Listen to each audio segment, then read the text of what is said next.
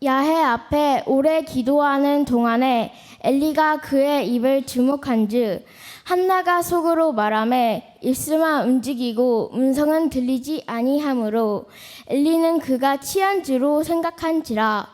엘리가 그에게 이르되 내가 언제까지 취하여 있겠느냐 포도주를 끊으라 하니 한나가 대답하여 이르되 내 주여 그렇지 아니하니이다.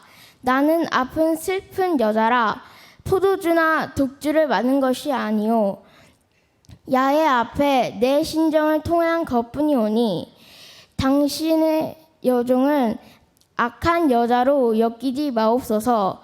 내가 지금까지 말한 것은 나의 원통함과 격분됨이 많기 때문이니이다 하는지라.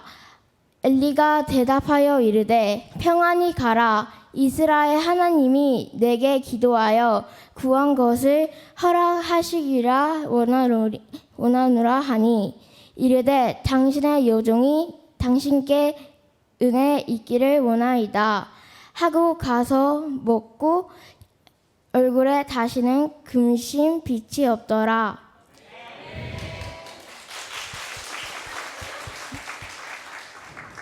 강사님을 소개드리겠습니다. 장애로 인하여 1%의 삶도 허락되지 않았던 아이에게 기적이 일어났습니다. 지체, 지적, 시각, 중복 장애를 가졌지만 하나님의 은혜로 세상을 무대 삼아 희망을 노래하는 박모세 형제님을 소개합니다.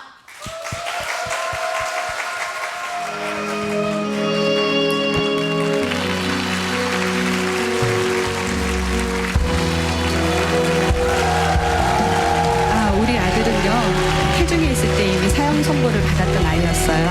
얼마 살 수 없을 거라는 이야기를 했어요. 난 어쩌면 그 사람과의 만남이 잘 되지 않기를 바랬는지도 몰라요. 넌 말할 수 있어요. 그 누구보다 그를 사랑했음을 세상이 그대를 속일지 몰라도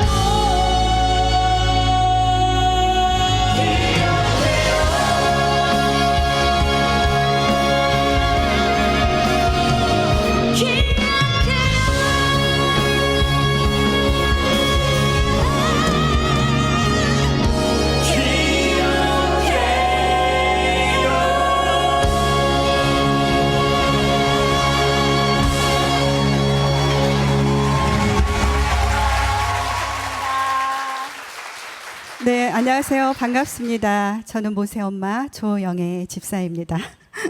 반갑습니다.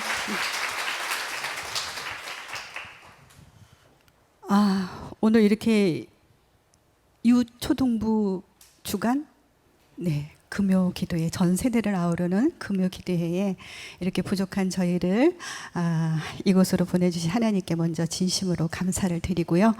교회 모든 분들에게도 진심으로 감사를 드립니다. 모세를 먼저 소개하도록 할게요. 모세는 올해 나이가 만 31살이 되었습니다. 네, 그런데 지적 장애로 인해서 정신 연령은 서너 살 수준에 머물러 있어요. 오른쪽 편마비로 인해서 지체 장애가 있고요. 한쪽 귀가 들리지 않고 눈도 한쪽 눈으로만 자기가 보려고 하는 초점에서만 아주 조금 볼 수가 있습니다. 악보는 전혀 보지 못하고요. 모든 노래는 다 듣고 외워서 부르고 있어요. 그리고 그 밖에 일상 생활하는 데 있어서 먹는 거, 입는 거, 씻는 거, 또한 신변 처리까지 저희의 도움이 다 필요한 상황입니다. 그래서 저는 지금 이 순간까지도 모세의 전용 몸종으로 살고 있습니다. 하지만 존재만으로도 감사하기에 그저 감사한 마음으로 아이와 이렇게 잘 지내고 있습니다. 또 이렇게 할 수 있는 것보다 할 수 없는 것이 더 많은 모세가요, 정말 전적인 하나님의 은혜 가운데 백석 예술대학교도 졸업을 했습니다. 네, 이 모든 영광을 하나님께 올려드립니다. 네, 인사성이 참 밝죠? 여러분들 혹시라도 이렇게 박수 치고 싶더라도 조금 자제해 주세요. 아마 그러면 계속 인사를 하게 될 것 같아요.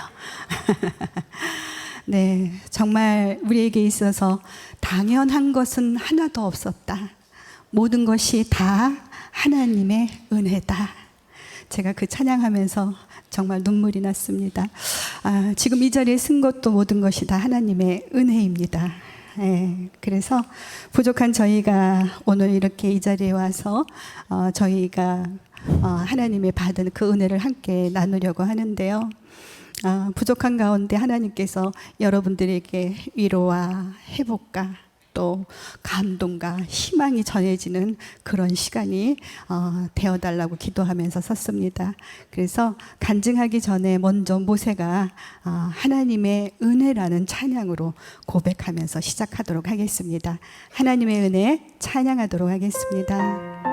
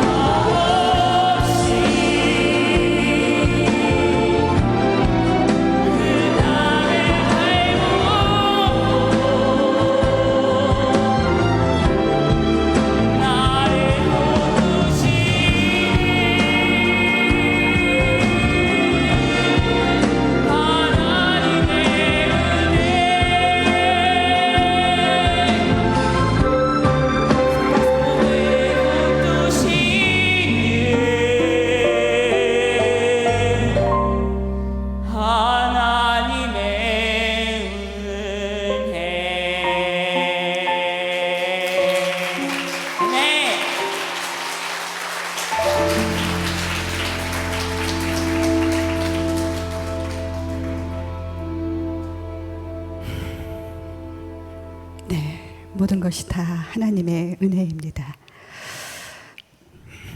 저는 너무나 떨려서요.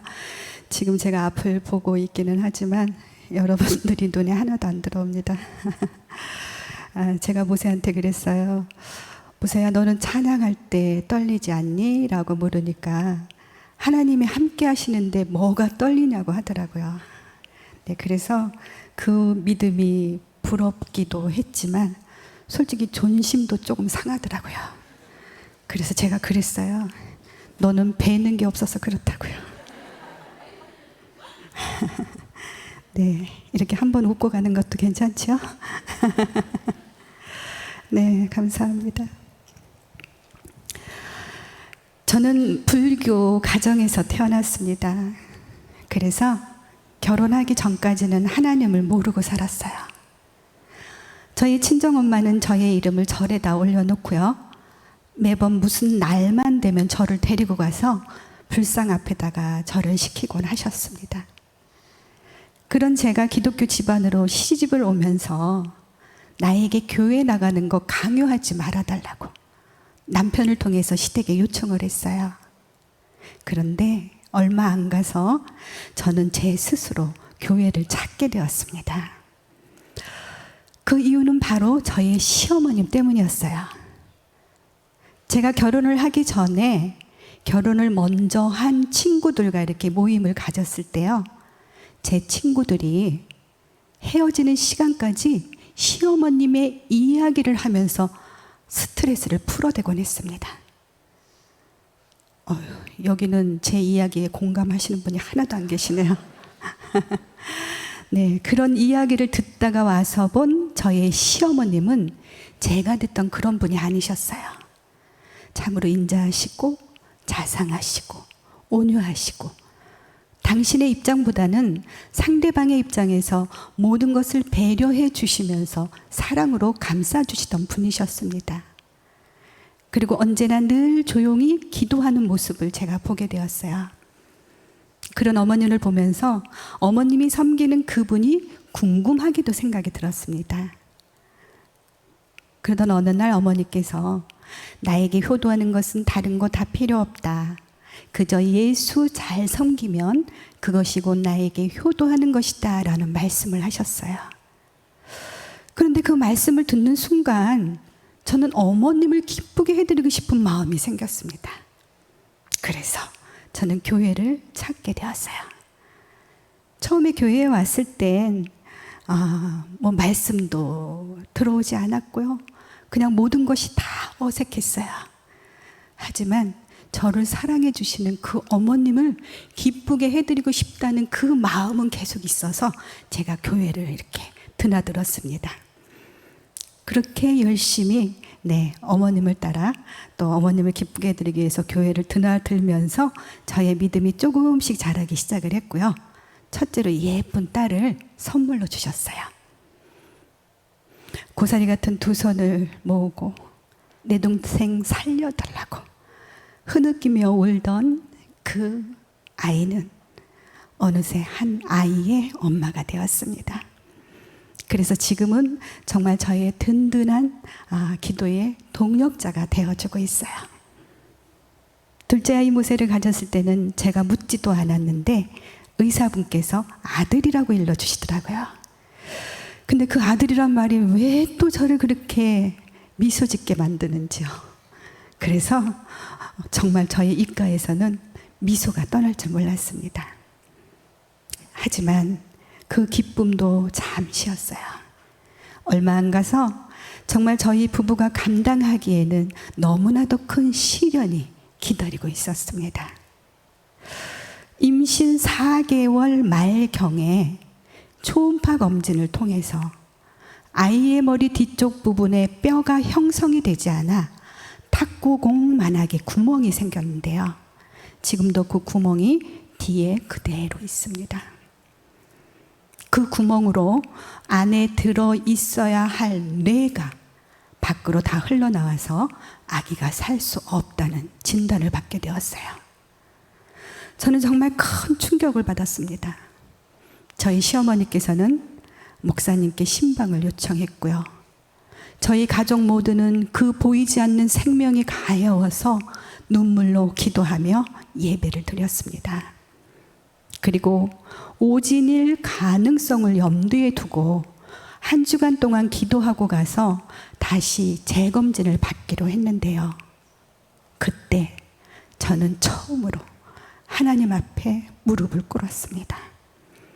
그렇게 한 주간 동안 기도하고 가서 다시 재검진을 받았지만 결과는 마찬가지였고요. 의사분께서는 낙태를 권유했습니다. 산부인과 의사분들 전체 회의에서 이러한 경우에는 도저히 아기가 살 수 없고 산모도 위험할 수 있으니 낙태를 해야 된다고 최종적으로 결론을 내리고 통보를 해왔습니다. 그때는 저도 어쩔 수가 없었어요.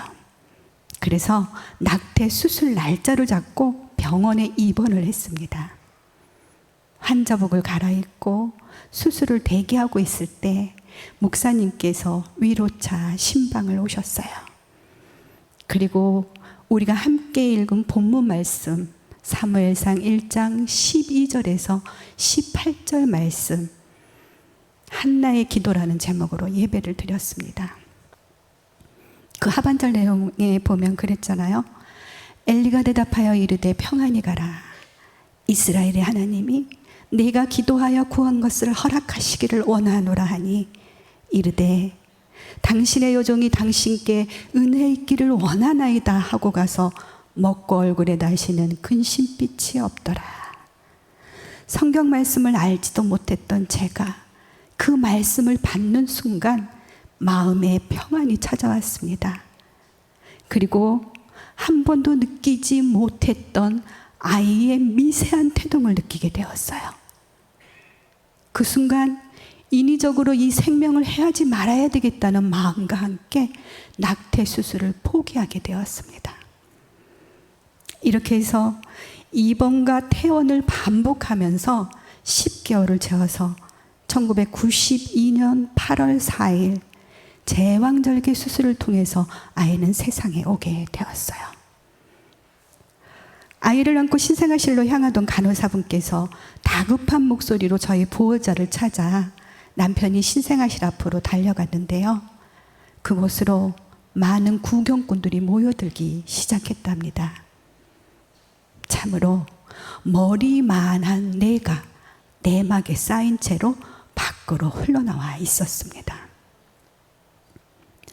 출산 후에 수술을 해도 죽고 안 해도 죽는다라는 의사분의 말에 이 아이를 살릴 수 있는 방법이 없냐 물으니 의학적으로는 1%의 희망도 없다라는 이야기를 했대요. 그래서 저희 남편이 그러면 이 아이가 수술을 해서 산다고 하면은 그런 그것은 의학이 한 일이 아니라 하나님께서 하신 일이겠네요 라고 물으니 의사분께서 맞다고 얘기를 했고요. 그럼 우리 가족 모두는 모든 것을 전적으로 하나님 앞에 맡기고 기도할 테니 최선을 다해서 수술을 해 주세요 라고 해서요. 태어난 지 3일째 되는 날 밖으로 나온 뇌를 모두 절단하는 수술을 했습니다. 대뇌의 70%, 소뇌의 90% 이상을 절단을 해서 이제 이 아기는 보지도 못하고 듣지도 못하고 걷지도 말하지도 못하며 온몸의 장애가 너무 극심해서 얼마 살 수 없을 거라는 이야기를 했습니다. 아니나 다를까요? 수술 후에 인큐베이터에 있던 아기가 온몸을 부르르 떠는 전신 경련과 함께 호흡곤란이 찾아왔고요. 병원 측에서는 예상했던 마지막 순간이 온 것이라고 이야기를 했습니다. 이때 아기가 고통당하는 모습을 가슴 아프게 지켜보고 계셨던 저희 시어머니께서는 마지막 순간이 온 것이라는 이야기를 듣자마자 평소에 남편과 자주 다니시던 산으로 달려가셨습니다. 그리고 그 산비탈에서 하나님의 응답이 없이는 이 여정은 내려가지 않겠노라고 하나님의 뜻을 바로 알고 기도하게 해달라고 그 비탈을 구르고 또 구르고 나뭇가지를 붙잡고 오르내리기를 반복하면서 하나님 앞에 울부짖으며 기도할 때에 계속해서 기도하라는 응답을 받으시고 그날 밤부터 한 주간 동안 작정 철야 기도회에 들어가셨습니다. 기도하시다가 지쳐서 강단 앞에 쓰러져 있는 모습을 늦은 시각에 기도하러 나오셨던 목사님께서 보시고, 그때가 여름 휴가철이었는데 전 교인에게 휴가 반납을 선포하시면서 온 교회가 깨어서 하루에 2번에 걸친 100일 특별 기도회에 들어갔습니다. 며칠 후 아기는 평온해졌고요. 하나님의 승리였습니다. 이때 저희 시어머니께서는 저희의 고통을 함께 나누시겠다고 당신의 편안함을 버리시고 교회로 들어오셨습니다. 목사님께 청해서 목사님이 내어주신 교육관 한켠에서 25년이라는 세월을 모세를 위해 눈물로 기도하셨어요. 저희 어머니께서는 그런 말씀을 하셨습니다. 사람들은 남의 일은 3일이면 잊어버린단다.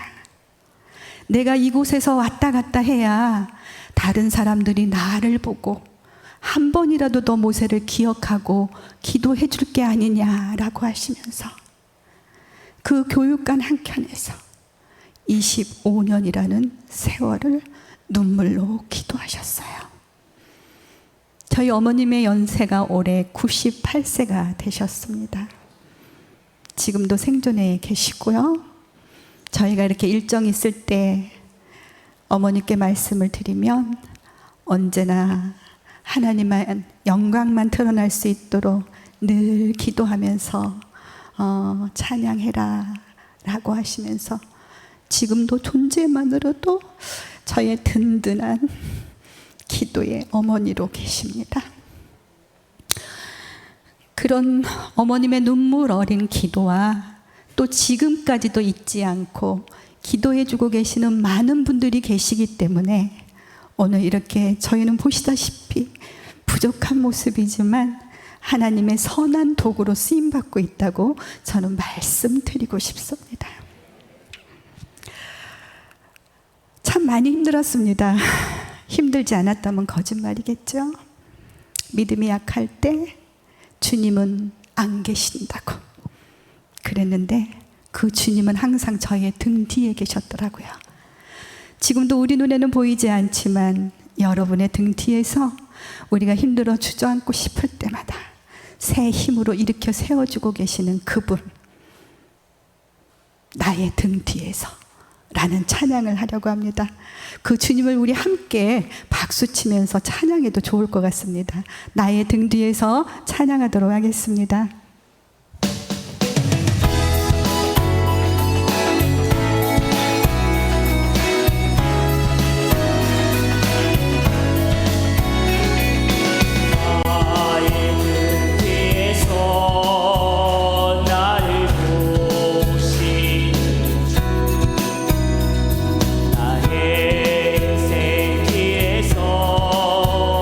지치고 고나여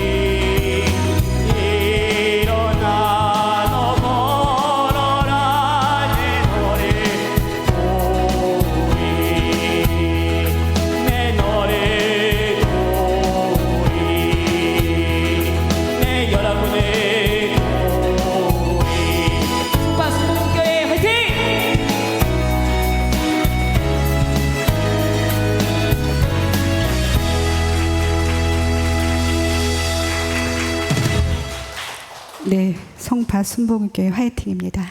할렐루야.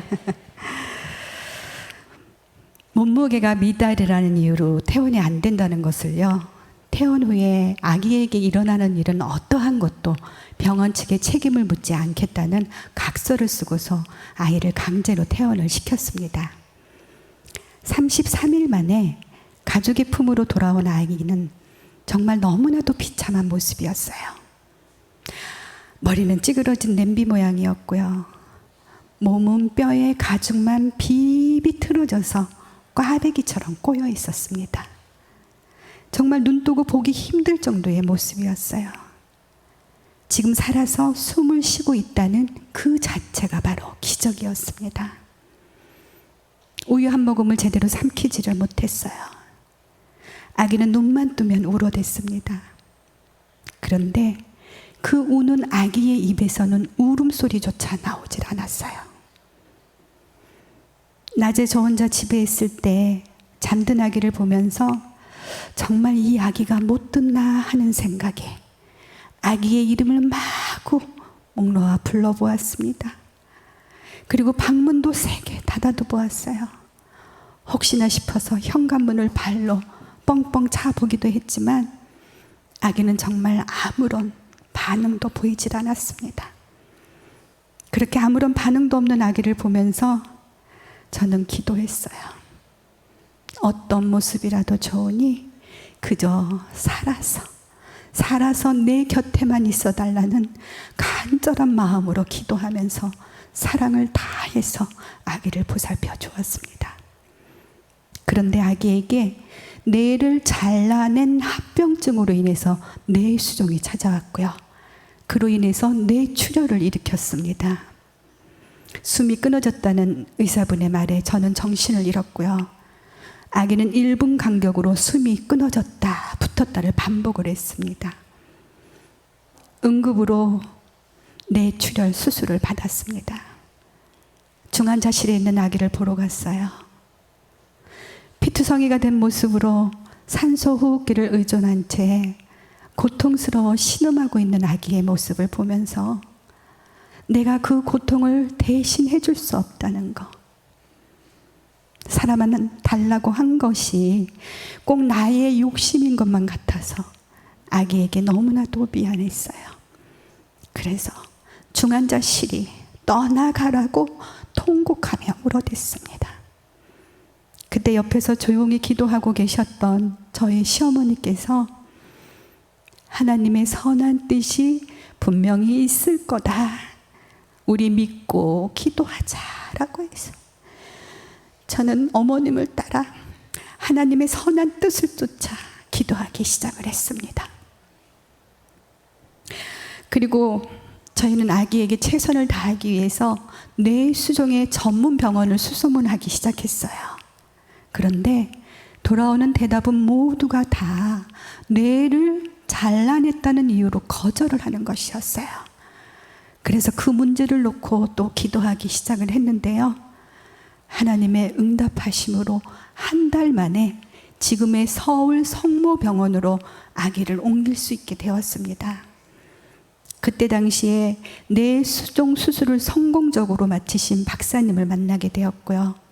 그 박사님께로부터 머리에 관을 받고 그 관에 호스를 연결해서 지금도 이렇게 목을 지나 위 속으로 인공적으로 내수를 흐르도록 하는 수술을 했습니다. 1년 뒤에 그 관이 막히면서 다시 뚫는 재수술을 해야만 하게 되었고요. 이렇게 해서 아기는 4번의 뇌수술과 뒤틀어진 다리를 교정하기 위해서 2번의 수술을 더하여 총 6번의 수술을 했는데 정말 하나님의 은혜 가운데 아기는 장하게도 잘 견뎌 주었습니다. 저희는 수술비로 인해서 참 많은 빚을 지게 되었어요. 그리고 설상가상으로 남편이 하던 일이 잘못되면서 저희는 정말 큰 어려움에 닥치고 말았습니다. 너무나도 많이 힘들어서 정말 모든 것을 다 포기하고 싶을 때 하나님께서 저희 부부에게 무릎 꿇어 기도하게 하셨어요. 기도한 후에 저희 남편이 저에게 그런 말을 했습니다. 우리는 어떤 어려움이 있더라도 절대로 포기하지 맙시다. 우리가 지켜줘야 할 아픈 아이가 있잖아요. 그리고 이제 우리는 더 이상 내려갈 곳이 없어. 그러면 이제 우리는 올라갈 일만 남아있는 거야.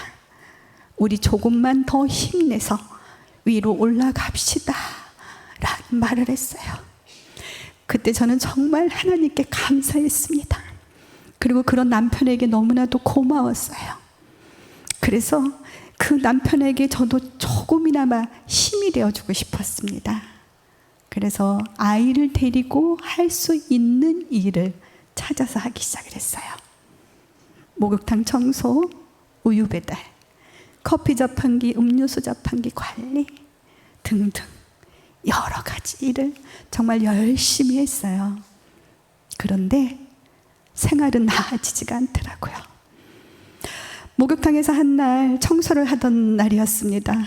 탕 안에 있는 물을 퍼내기 위해서 제가 모터를 들고 가던 길에 그만 미끄러져서 넘어졌는데 하필 제 손에 들고 있던 모터를 떨어뜨리면서 제 다리에 떨어지는 사고가 있었어요. 너무나 아파서 한참 동안 일어나지 못하고 주저앉아서 엉엉 울어댔습니다. 한참을 울다가 본 제 모습이 얼마나 초라하고 비참하던지요. 그래서 그때부터 또 하나님을 원망하기 시작했습니다. 하나님은 나를 사랑하신다면서 왜 이렇게 나에게 고난만 안겨주느냐고. 아픈 아이가 있으면 경제적인 여건이라도 좀 좋게 해줘야 되는 게 아니냐고. 제가 그때는 하나님의 선한 뜻을 몰랐기 때문에 그냥 세상의 모든 고통, 고난은 그냥 저 혼자 짊어진 줄 알았어요. 그래서 정말 몇 날 며칠을 하나님을 원망했는데요. 하나님을 원망할 때 정말 더 죽을 것만 같더라고요. 숨도 쉬어지지 않는 그런 막 힘든 상황에 제가 이렇게 옆을 쳐다봤는데 이 아이가 저를 바라보면서 이렇게 천진난만하게 웃고 있었던 거예요. 그래서 그때 저 회개했습니다. 내가 그렇게 살아만 달라고 간절하게 기도했던 이 아이를 살려주었는데 내가 여기서 다른 것을 더 바란다면은 그것은 욕심이고 사치라는 생각이 들었어요. 그래서 그때부터 저는 있는 것에 감사하기 시작을 했습니다. 그리고 믿음으로 기도하기 시작을 했어요. 그랬더니 기도에 응답도 해주시고 감사의 조건들을 날로 더해주시기 시작하셨어요. 아무것도 할 수 없는 아이를 보면서 하나님, 이 아이가 그저 혼자서 앉았다 누웠다만이라도 할 수 있게 해주세요 라는 기도를 했는데 어느 날 앉게 하셨습니다. 하나님, 서게 해주세요 라는 기도를 했는데 서고 걷게까지 하셨어요. 하나님, 말을 할 수 있게 해주세요 라고 기도를 했는데요, 5살 때에 말문이 트이면서 처음으로 쏟아낸 단어가 바로 사도신경과 주기도문이었습니다.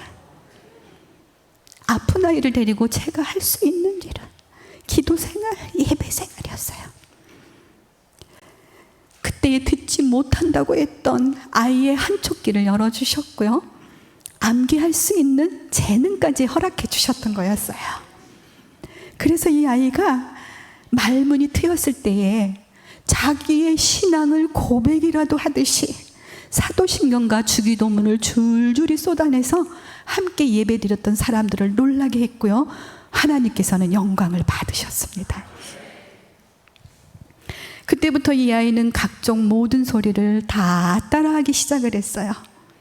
그래서 저희 교회에서 아이의 별명이 앵무새였습니다. 그리고 먹지도 못하고 성장하는 아이를 보면서 기도 먹고 자라는 아이라는 별명도 얻게 되었습니다. 그리고 너무나도 신기하다고 해야 되나, 그저 저는 감사한 일인데요, 이 아이가 그 모든 소리를 다 따라하는데 희한하게 나쁜 소리는 또 싹 걸러내요. 저 소린 나쁜 소린데 라고만 하지요. 지금까지 이 입 밖으로 나쁜 소리를 한 번도 내어본 적이 없답니다. 이걸 무슨 이유로 설명을 할 수 있겠어요? 하나님의 은혜라고 밖에는 설명할 길이 없습니다. 7살 때까지 아기가 할 수 있는 일은 거의 없었어요. 한쪽 귀로 들리는 그 소리에 민감한 반응을 보이고 있을 때 저희 시어머니께서 또래의 아이들 소리만이라도 들으라고 성교원회를 데리고 다녔습니다. 성교원에서 재롱잔치 할 때에 모세에게도 무언가를 시키고 싶으셨던 어머니께서 암기 재능이 있는 걸 아시고 요한복음 15장 1절에서 16절까지의 말씀을 암송을 시켰고요. 이게 찬양도 곧잘 따라 불렀어요. 그래서 찬양을 한 곡 부르게 했습니다. 그런데 찬양이 끝나고 난 다음에 많은 분들의 반응을 보게 되었어요. 그 반응을 보는 순간 하나님이 저희 부부에게 모세가 할 수 있는 것은 노래다라는 것을 알게 하셨어요. 그래서 그때부터 아이에게 집중적으로 노래를 들려주고 또 들려주고 시키고를 반복을 했습니다. 재롱잔치가 끝나고 며칠 뒤에 한 자매가 저를 찾아와서는 모세의 찬양 소리가 기전에서 떠나지 않느니 모세의 찬양을 매일같이 들을 수 있도록 녹음을 좀 했으면 좋겠어요 라고 하더라고요. 저희 교회 자매가 아니었습니다. 그래서 그 자매네 교회에 가서 오르간을 치면서 이렇게 찬양을 몇 곡 녹음을 했어요. 그 7살 때 불렀던 찬양이 지금 준비가 되어 있거든요. 한번 들어보는 시간을 갖도록 하겠습니다. 나는 행복해요. 예알 주세요.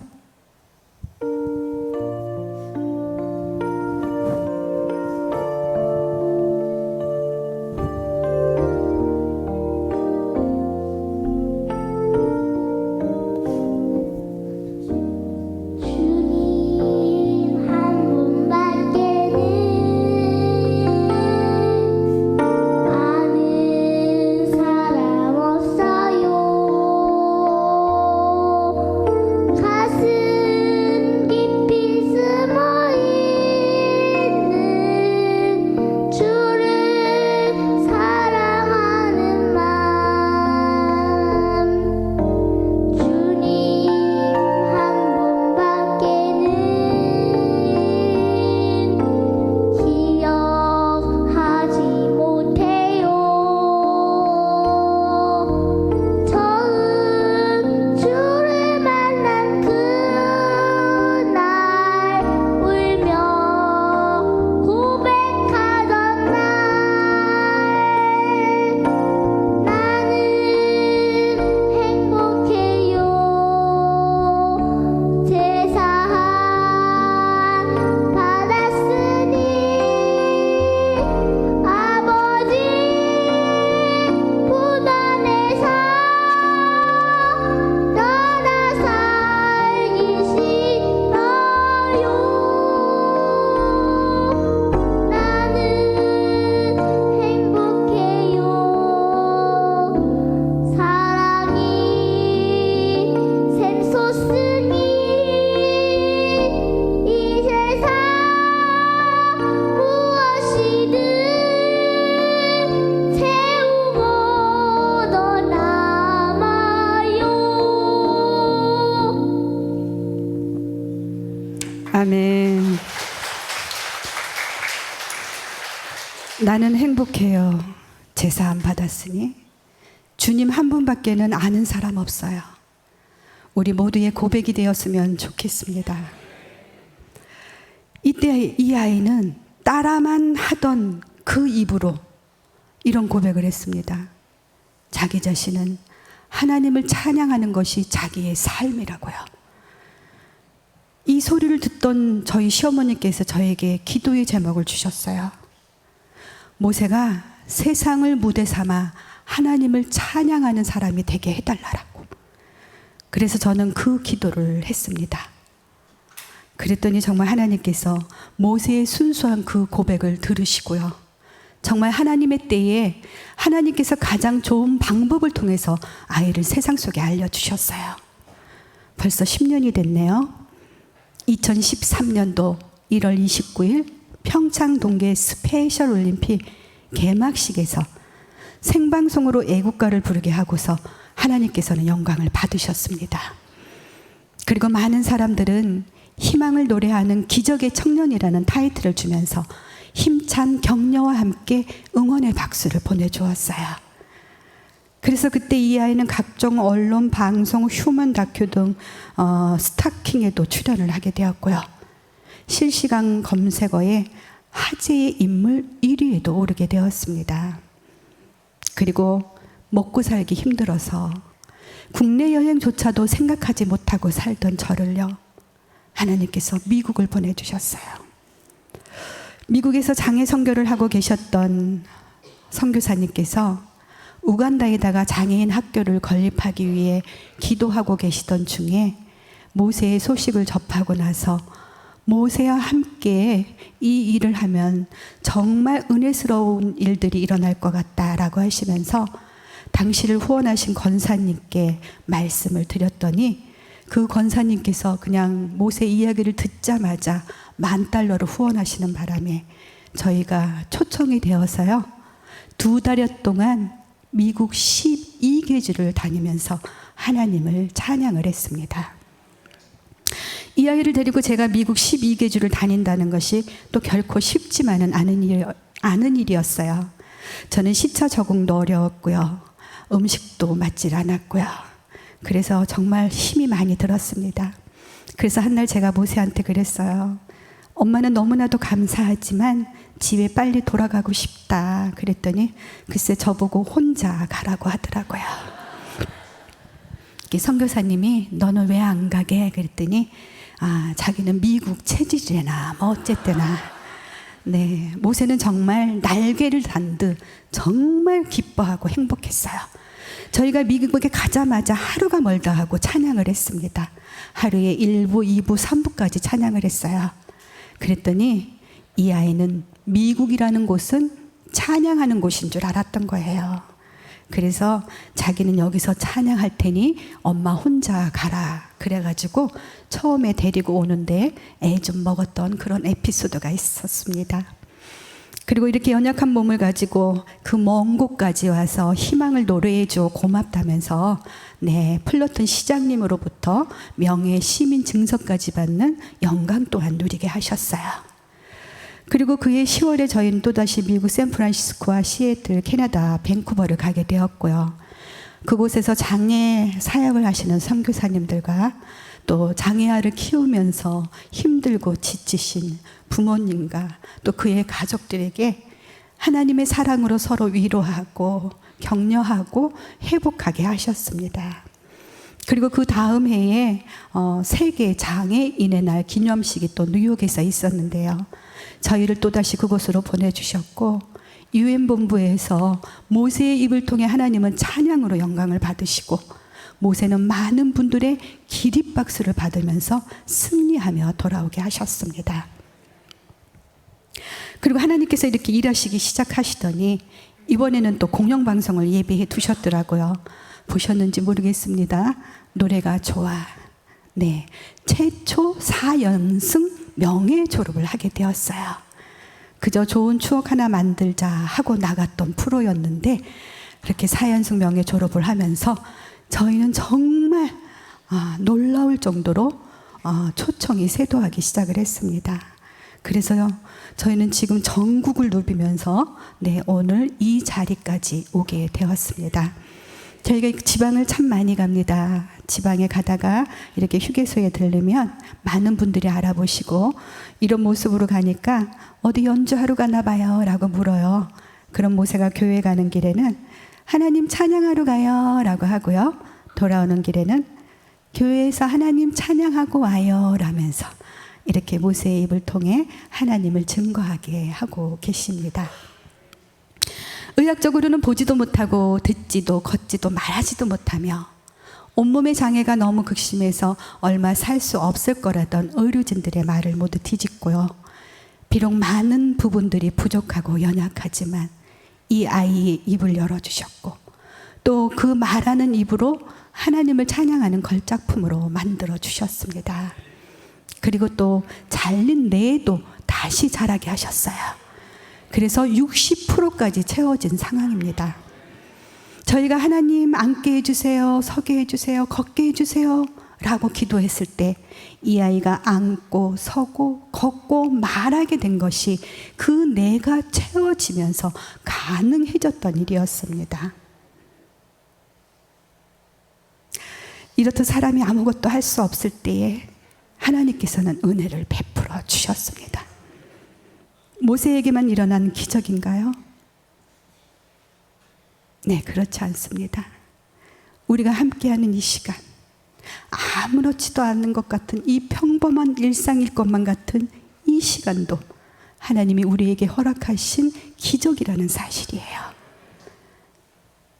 이 시간이 누군가에게는 아주 간절한 기도가 되고 있다는 사실입니다.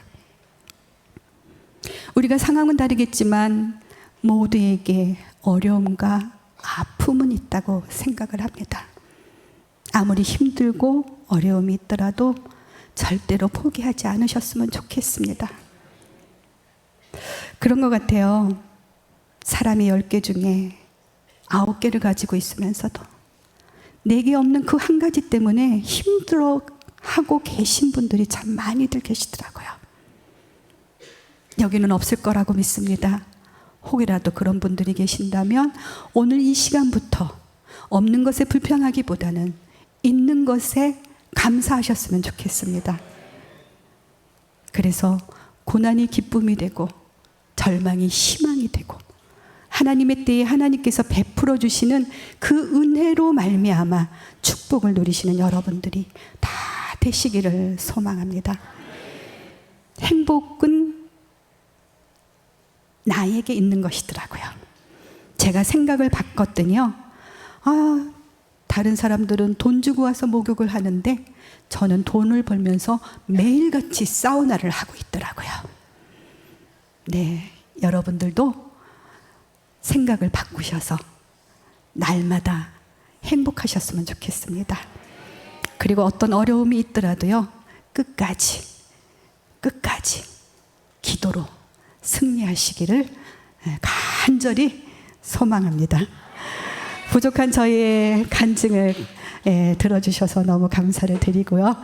이제 마지막 모세가 찬양이 남았는데 여러분들 오늘 이렇게 우리 모세를 만난 것도 하나님의 은혜라고 생각을 하고요.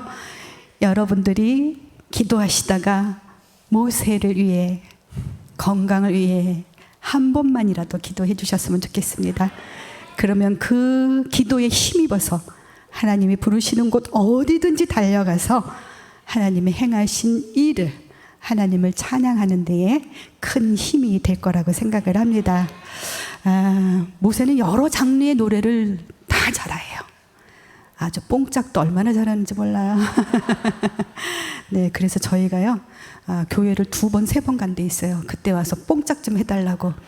근데 그냥 한 가지만 딱 얘기하면요, 그 뽕짝을 개사를 해요. 예를 들어 내 나이가 어때서 사랑하기 딱 좋은 나이인데 뭐라고 했는지 아세요? 기도하기 딱 좋은 나이인데, 그리고 목사님이 부르면 달려갈 거야, 무조건 달려갈 거야. 네, 그냥 듣는 대로 모든 노래가 이 아이의 입력이 되어 있습니다. 그것은 자기 스스로 할 수 있는 것은 듣고 따라서 노래하는 것, 그것만이 유일하게 자기가 스스로 할 수 있는 일이기에 아마 그런 쪽으로 발달이 된 것 같습니다. 네, 이제 마지막 사명 부르면서 찬양하면서 마치도록 할 건데요. 네, 다음 주가 벌써 추석이네요. 네, 한가위만 같아라 라고 하듯이 여러분들 가족들과 함께 건강하고 행복한 명절 보내시기를 바랍니다. 감사합니다.